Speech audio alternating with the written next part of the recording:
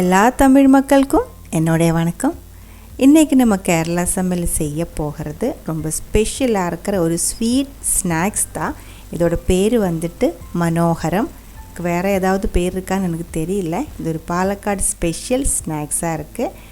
நல்லா ஃப்ரை பண்ணி ஏர்டைட்டாக இருக்கிற கண்டெய்னருக்குள்ளே போட்டு ஸ்டோர் பண்ணி வச்சுருந்துச்சின்னா ரொம்ப நாள் கெடாமல் வச்சுருக்கலாம். எப்படி செய்யலான்னு பார்த்துட்டு வரலாம். அதுக்காக ஒரு கப் அளவுக்கு மூங் தால் நான் இங்கே எடுத்துருக்கு. நம்ம பாசிப்பயிர் இருக்குது இல்லைங்களா, அதோட பருப்பு, பாசிப்பயிர் பருப்பு ஒரு கப்பு.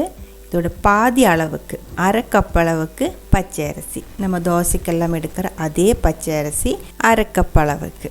ரெண்டுமே நல்லா கழுவிக்கோங்க. ஒரு 2-3 டைம் நல்ல தண்ணியில் நல்லா கழுகினதுக்கப்புறம் தேவையான அளவுக்கு தண்ணி ஊற்றி ஒரு 3 மணி நேரம் ஊற வச்சுக்கோங்க. நம்ம இது மாவு பண்ணதுக்கப்புறம் எண்ணெயில் போட்டு பொரிச்சு எடுக்கணும். ரொம்ப நேரம் ஊறிடுச்சு அப்படின்னா பொரிக்கும்போது எண்ணெய் ரொம்ப இதில் அப்சார்ப் ஆகும். அதனால் 3 மணி நேரத்துக்கு அப்புறம் இந்த மறுபடியும் கழுகி மிக்சிக்குள்ளே போட்டு கம்மியான அளவில் தண்ணி ஊற்றி அரை டீஸ்பூன் அளவுக்கு உப்பும் போட்டு கொஞ்சம் கட்டியாக அரைச்சி எடுத்துக்கோங்க. இதே மாதிரி மாவு லூஸாகி போகக்கூடாது. பூந்தி கரண்டிக்குள்ளே இந்த மாவு ஊற்றி பூந்தி செய்கிற டைமில் மாவு ஒழுகக்கூடாது. ஒழுகாமல் இந்த மாதிரி ட்ராப்பாக தான் எண்ணெயில் விழணும். அப்போ தான் நல்லா பர்ஃபெக்டாக பூந்தி கிடைக்கும். இல்லை இருந்தால் எண்ணெய் ரொம்ப இதில் அப்சார்ப் ஆகும். எண்ணெய் நல்லா சூடாயிருச்சு. இப்போ நம்ம பூந்தி செய்யலாம். பூந்தி இதில் இந்த பேட்டர் மாவு எண்ணெயில் ட்ராப்பாக விழும்போது தீ மீடியம் லோ ஃப்ளேமில் வச்சுக்கோங்க.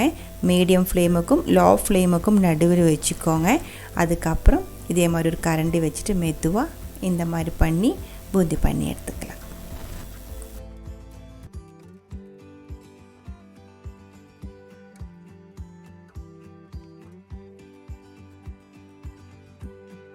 இது நல்லா ஃப்ரை ஆகணும். நல்லா டார்க் ஒரு கோல்டன் கலரில் வர்ற வரைக்கும் நம்ம இது ஃப்ரை பண்ணி எடுக்கணும். நல்லா பர்ஃபெக்டாக ஃப்ரை பண்ணி எடுத்துருச்சுன்னா 1 மாதத்துக்கு மேலே எல்லாம் நம்ம இது கெடாமல் வச்சுக்கலாம். இப்போவும் இதில் நுரை இருக்குது. இந்த மாதிரி இல்லை, நுரை ஃபுல்லாக அமங்கி இதே மாதிரி டார்க் ஒரு கோல்டன் கலரில் கிறிஸ்பியாக கிடைக்கும். அது வரைக்கும் மீடியம் லோ ஃப்ளேமில் நல்லா ஃப்ரை பண்ணிக்கோங்க. இந்த மாதிரி வந்ததுக்கப்புறம் நம்ம இதில் பாத்திரத்தில் மாற்றிடலாம். எண்ணெய் கொஞ்சம் போகிற வரைக்கும் ஒரு பாத்திரத்தில் எடுத்து மாற்றி வச்சுக்கோங்க. அதுக்கப்புறம் இதில் இனிப்போட காட்டி வெல்லம் வச்சுட்டு இப்போ நம்ம செய்யலாம். இது உடனே செய்யணுன்ட்டு இல்லை. இதே மாதிரி ஃப்ரை பண்ணி நல்லா டைட்டாக அடித்து வச்சதுக்கப்புறம் அடுத்த நாளைக்கு வெல்லத்தோட காட்டிங்ஸ் பண்ணி எடுத்தாலும் போதும். இப்போ நம்ம உடனே இப்போவே செய்யலாம். அதுக்காக 200 கிராம் அளவுக்கு வெல்லம் எடுத்துருக்கு. 4 பெரிய அச்சு வெல்லம். இதில் 4 டேபிள் ஸ்பூன் அளவுக்கு தண்ணி ஊற்றி கொஞ்சம் மெல்ட் பண்ணி எடுத்துக்கோங்க. கரையை வச்சு எடுத்துக்கோங்க. அதுக்கப்புறம் ஒரு பெரிய பாத்திரத்தில் இதே மாதிரி அரிச்சு ஊற்றிக்கோங்க. இதில் ஏதாவது அழுக்கு இருந்தால் போகட்டும். அதுக்கப்புறம் இந்த பாத்திரத்தில் நல்லா கொதிக்க வச்சுக்கோங்க.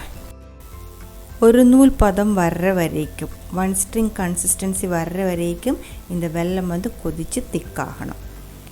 இந்த வெல்லம் மிக்ஸ் பண்ணுறதுக்கு எடுக்கிற பாத்திரம் கொஞ்சம் பெரிய பாத்திரம் எடுத்துக்கோங்க. இதில் போட்டு தான் நம்ம இப்போ பூந்தி மிக்ஸ் பண்ணுறேன். அது அங்கே வெல்லம் 1 ஸ்ட்ரிங் கன்சிஸ்டன்சி ஆகிறதுக்குள்ளே இன்னொரு ஸ்டவ்வில் ஒரு 3 டேபிள் ஸ்பூன் அளவுக்கு நெய் ஊற்றி ஒரு அரை கப் அளவுக்கு தேங்காய் இது மாதிரி சின்ன பீஸை கட் பண்ணி போட்டு கொஞ்சம் கோல்டன் கலரில் வறுத்து எடுத்துக்கோங்க.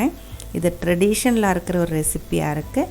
அதனால் அதுக்குள்ளே இந்த தேங்காய் மட்டும்தான் இப்போ நம்ம வறுத்து சேர்க்க போகிறோம். பாருங்கள், நம்ம வெல்லம் இப்போ 1 ஸ்ட்ரிங் கன்சிஸ்டன்சியில் வந்திருக்கு. தொட்டு பார்த்துக்கோங்க. அதுக்கப்புறம் இந்த நெய் தேங்காய் மிக்ஸ் இதுக்குள்ளே ஊற்றிக்கோங்க.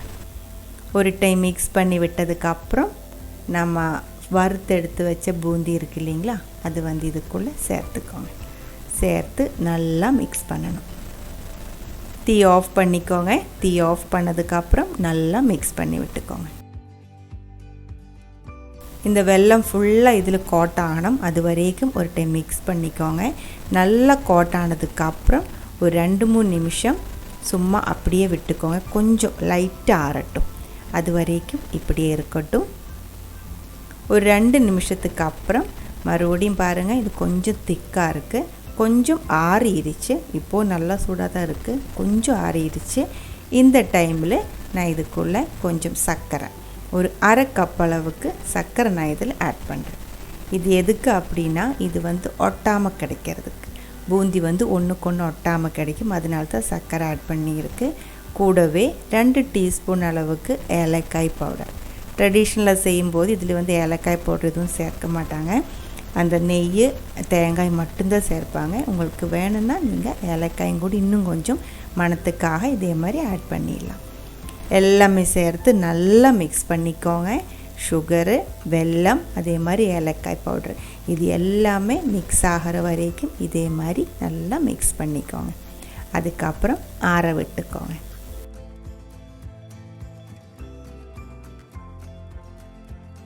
இது இப்போ ஆல்மோஸ்ட் நல்லா மிக்ஸாக இருக்குது. இப்போ இதை நம்ம ஆற விட்டுக்கலாம். ஆற விட்டதுக்கு அப்புறம் கொஞ்சம் டைட்டாக இருக்கும்.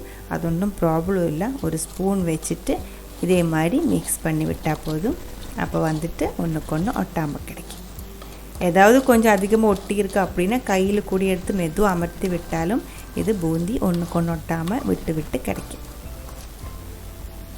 அவ்வளவுதான். இதுதான் பாலக்காடு ஸ்பெஷல் மனோகரம். ரொம்ப ஸ்பெஷலாக இருக்கிற, ரொம்ப ஹெல்த்தியாக இருக்கிற ஒரு ஸ்நாக்ஸாக இருக்குது. கண்டிப்பாக நீங்கள் இதை ட்ரை பண்ணி பாருங்கள். ட்ரை பண்ணி பார்த்ததுக்கப்புறம் உங்களோட கமெண்ட்ஸ் எல்லாம் சொல்லிடுங்க. இந்த சமையல் பிடிக்கிற ஃப்ரெண்ட்ஸுக்கு ஷேர் பண்ணி விட்டுக்கோங்க. நீங்கள் இதுவரைக்கும் நம்ம சேனலுக்கு கொடுத்துட்ருக்கிற சப்போர்ட்டுக்கு ரொம்ப ரொம்ப நன்றி. உடனே பார்க்கலாம் இன்னொரு ரெசிபியோடு. அது வரைக்கும் வணக்கம்.